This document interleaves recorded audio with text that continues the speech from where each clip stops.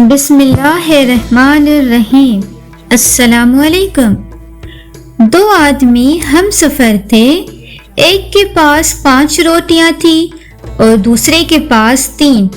کھانے کا وقت آیا تو راستے میں ایک جگہ دونوں ٹھہرے اور وہ روٹیاں اکٹھی کر کے دونوں مل کر کھانے کو بیٹھے۔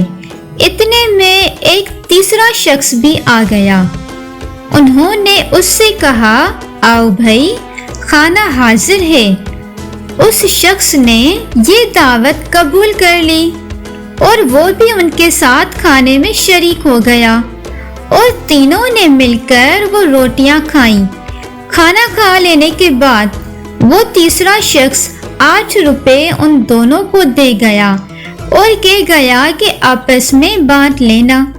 چنانچہ جب وہ دونوں ان 8 روپوں کو بانٹنے لگے تو 5 روٹی والے نے کہا کہ میری 5 روٹیاں تھی، میں 5 روپے لیتا ہوں اور تیری 3 تھی، تو 3 لے۔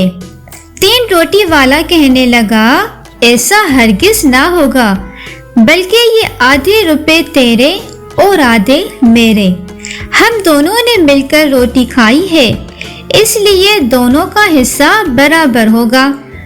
دونوں میں تکرار بڑھ گئی اور پھر دونوں اپنے اس جھگڑے کا فیصلہ کرانے حضرت مولا علی رضی اللہ تعالی عنہ کی عدالت میں پہنچے۔ حضرت علی رضی اللہ تعالی عنہ نے سارا قصہ سن کر 3 روٹی والے سے فرمایا کہ تمہیں اگر 3 روپے ملتے ہیں تو 3 ہی لے لو، تمہارا فائدہ اسی میں ہے، ورنہ اگر حساب کر کے لوگے تو تمہارے حصے میں صرف 1 روپیہ آتا ہے۔ وہ حیران ہو کر بولا، 1 روپیہ؟ بھلا یہ کس طرح ہو سکتا ہے؟ مجھے یہ حساب سمجھا دیجئے تو میں 1 ہی لے لوں گا۔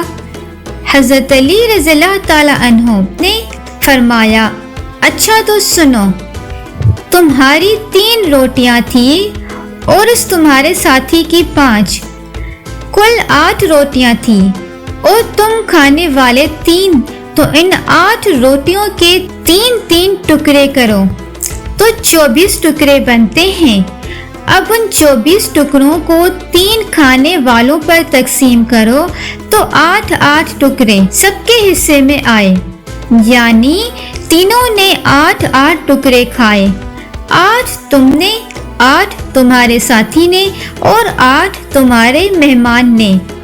اب سنو کہ تمہاری 3 روٹیاں تھیں، ان 3 روٹیوں کے 3 ٹکڑے کریں تو 9 ٹکڑے بنتے ہیں، اور تمہارے ساتھی کے 5 روٹیاں تھیں، ان 5 روٹیوں کے 3 ٹکڑے کریں تو 15 ٹکڑے بنتے ہیں، تو تم نے اپنے 9 ٹکڑوں میں سے 8 خود کھائے اور تمہارا صرف 1 ٹکڑا بچا جو مہمان نے کھایا، لہذا تمہارا 1 روپیہ تمہارے ساتھی نے اپنے 15 ٹکڑوں میں سے 8 خود کھائے اور اس کے 7 ٹکڑے بچے جو مہمان نے کھائے، لہذا 7 روپے اس کے۔ یہ فیصلہ سن کر وہ شخص حیران رہ گیا اور مجبوراً اسے 1 ہی روپیہ لینا پڑا اور دل میں کہنے لگا کہ 3 ہی لے لیتا تو اچھا تھا۔